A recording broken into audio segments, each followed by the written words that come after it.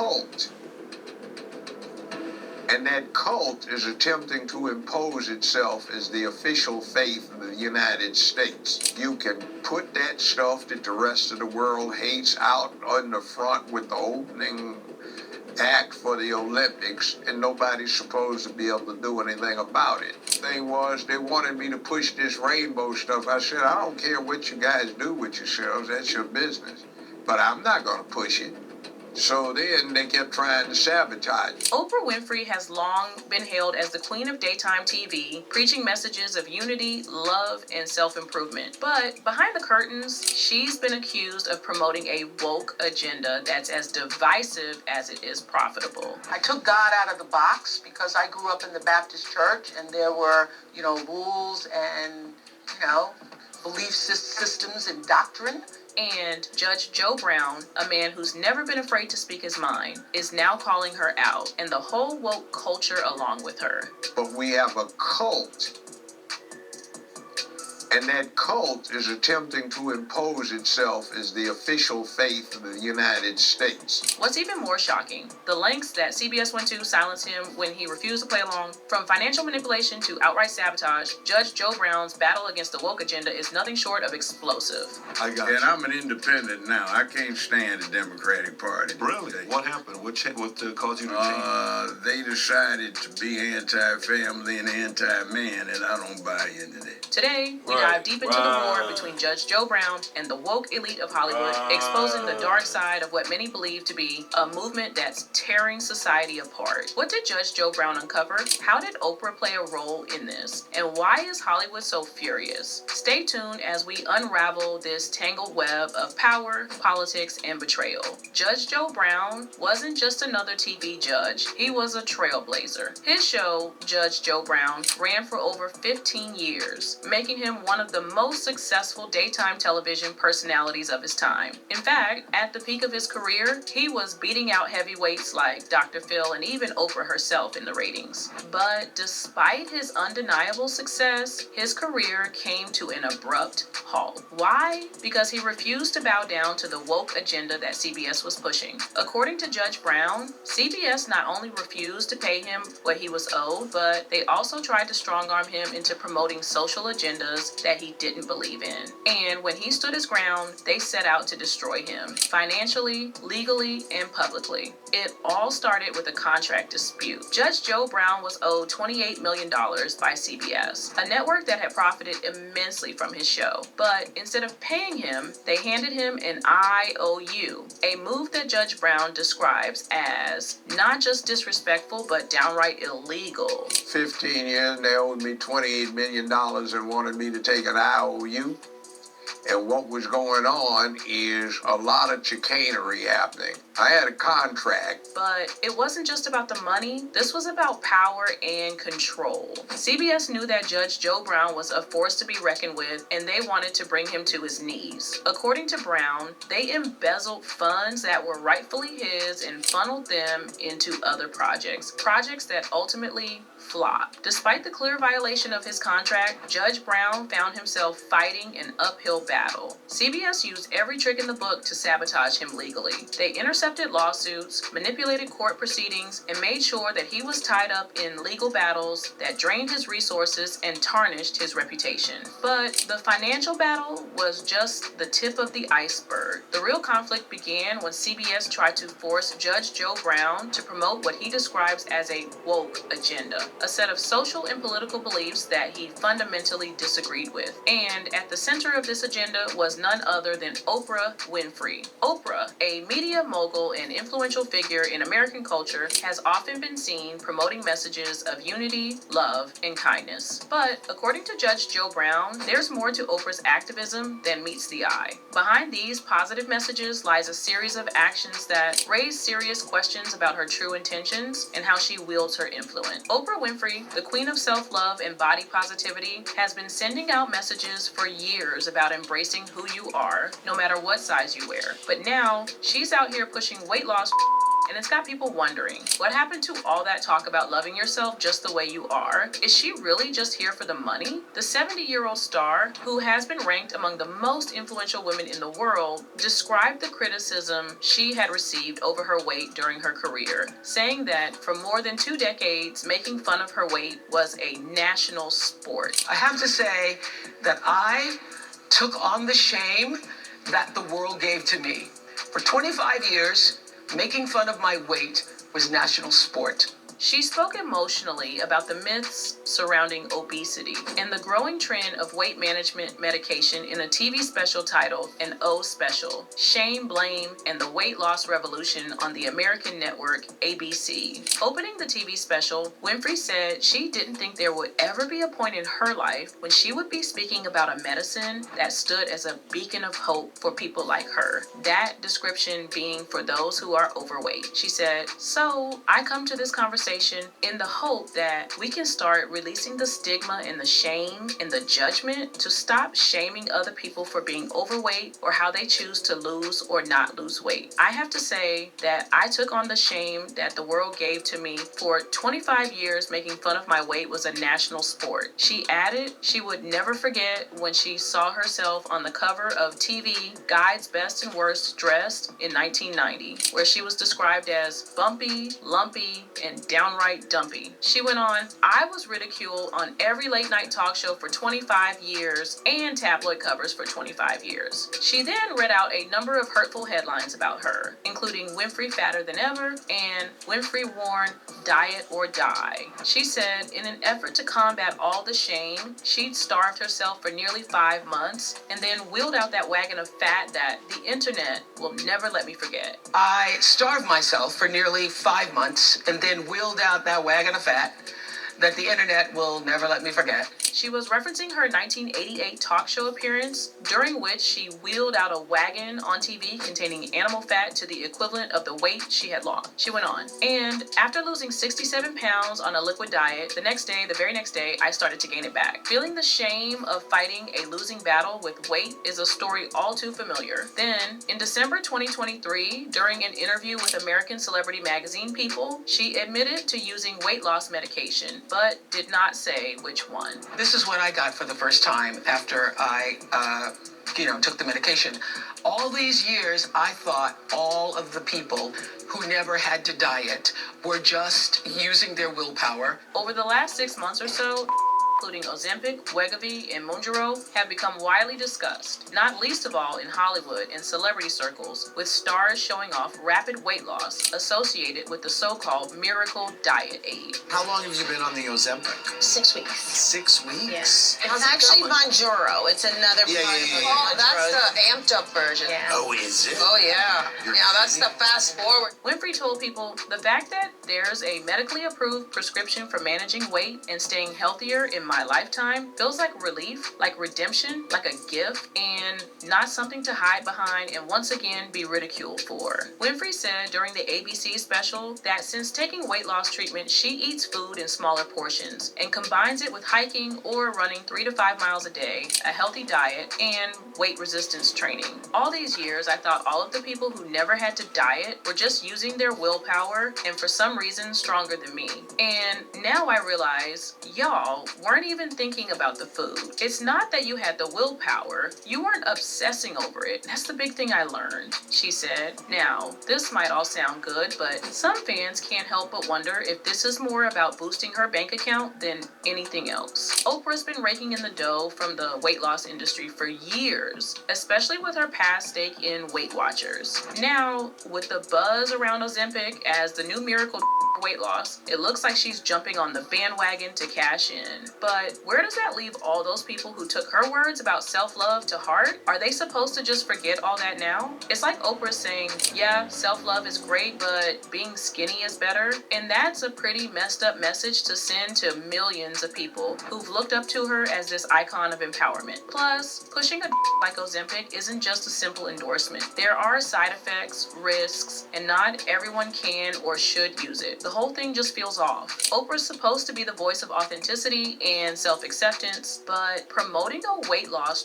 seems to contradict everything she's built her brand on. It's like she's forgotten where she came from. Those early days when she herself was struggling with weight and preaching about how it's not just about the number on the scale, but it doesn't stop there. Oprah has also been criticized for her real estate ventures, particularly in Hawaii, where she has purchased vast amounts of land. You see, numerous TikTokers have pointed fingers at billionaires like Winfrey, allegedly attributing the fires to a supposed scheme aimed at acquiring valuable Maui land from indigenous communities. This conspiracy theory has emerged from the notion that the celebrity purchased a significant 2,000-acre parcel on the island in March 2023. After 2017, Oprah continued expanding her land in Montecito to over 70 acres, including buying a A4 land. Adding to the speculation, Ulupalakua Ranch subsequently sold two larger properties, one spanning around 520 acres and the other approximately 330 acres, to Winfrey's Los Angeles-based entity, Harpo Inc. An ex-user wrote, Winfrey has been buying up land in Maui like crazy, 520-acre plot for $3.89 million. 2023, 330 acres for $2.47 million. 2023, two 10-acre swaths of land for $100,000 each. 2022. In the last few years, she has gone from about 100 acres of land in Maui to over 1,000 acres. The tweet brings attention to a curious trend of destructive events unfolding in proximity to the host's properties, all the while leaving her own land unaffected. This pattern first surfaced in 2017 when a devastating fire consumed numerous homes near her Montecito residence, yet her estate remained untouched. It's burned through 234,000 acres so far, and 18,000 homes are still threatened. Undeterred, she proceeded to expand her Montecito holdings to encompass over 70 acres, even acquiring a 4-acre complex in 2019, which tragically fell victim to mudslides shortly after the 2017 fire. Right now, mandatory evacuations are in effect in the upscale area of Montecito. That's where a lot of celebrities have homes, including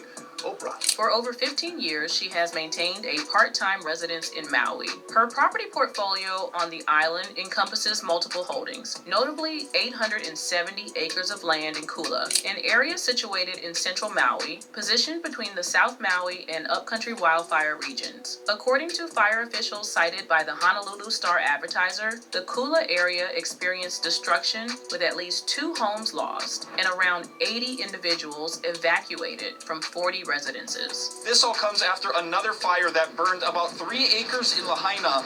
That was declared fully contained this morning.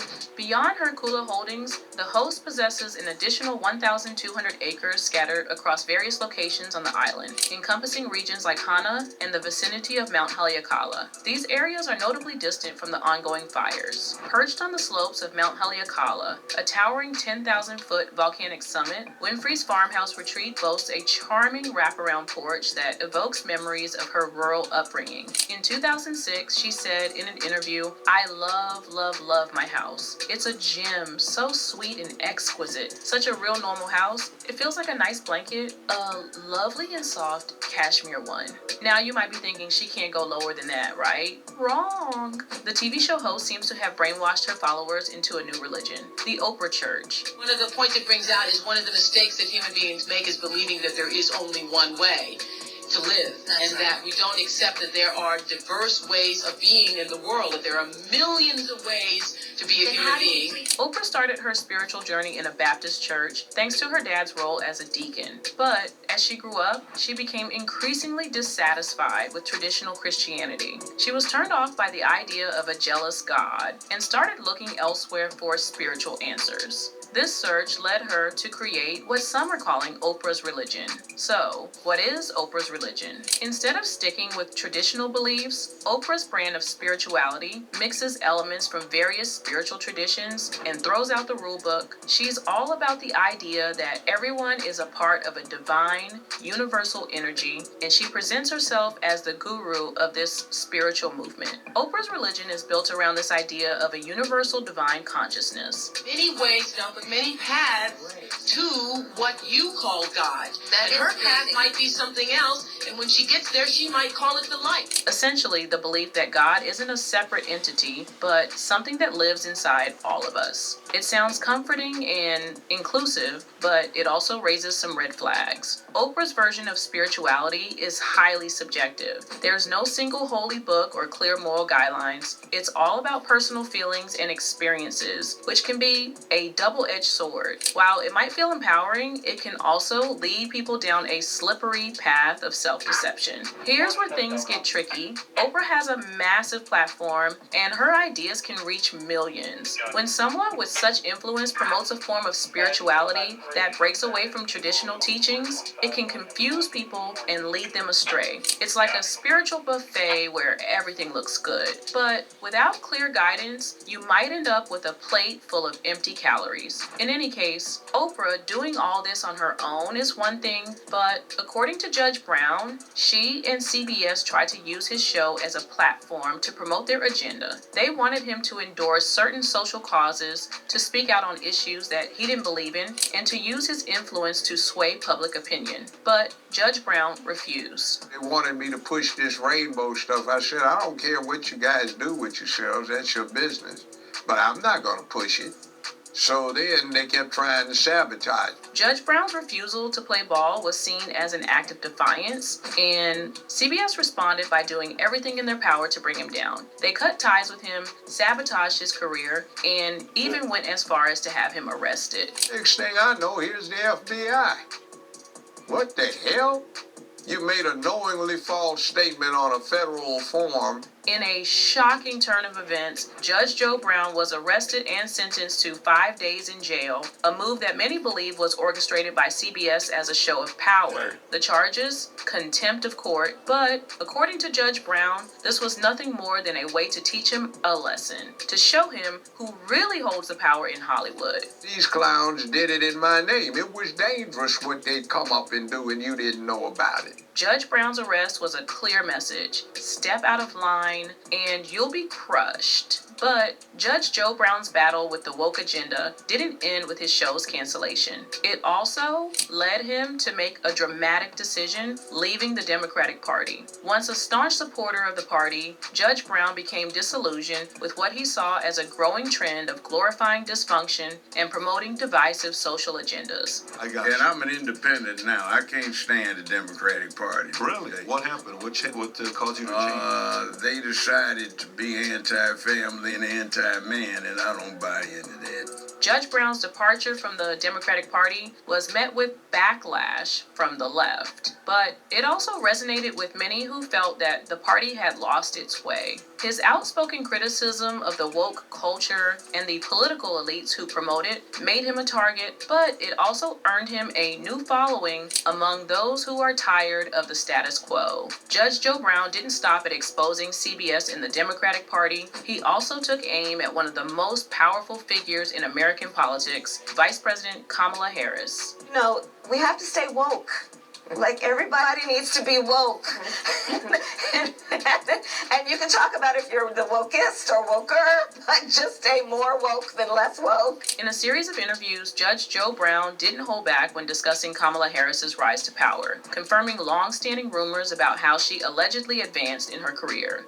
She's older. She's 60 years old. For context, there have long been rumors and allegations that she didn't climb the political ladder based on merit alone, but rather through her associations and relationships with influential men. One of the most talked about claims is that she slept her way to the top, a charge that has followed her for decades. Harris's connection with Willie Brown, a powerful figure in California politics, is often cited as the beginning of her controversial ascent. Brown, who was much older than Harris, was instrumental in her early career. According to multiple reports, Brown secured a part-time job for Harris at a medical firm in San Francisco, where she was allegedly paid $72,000 a year for just 15 hours of work per week. However, it's been reported that Harris seldom showed up for this job, but the story doesn't end there. Brown also helped Harris land other lucrative positions, including one that paid $120,000 a year for just 20 hours of work per week, again with reports that she rarely attended. Brown reportedly lavished Harris with gifts, including a top-of-the-line BMW,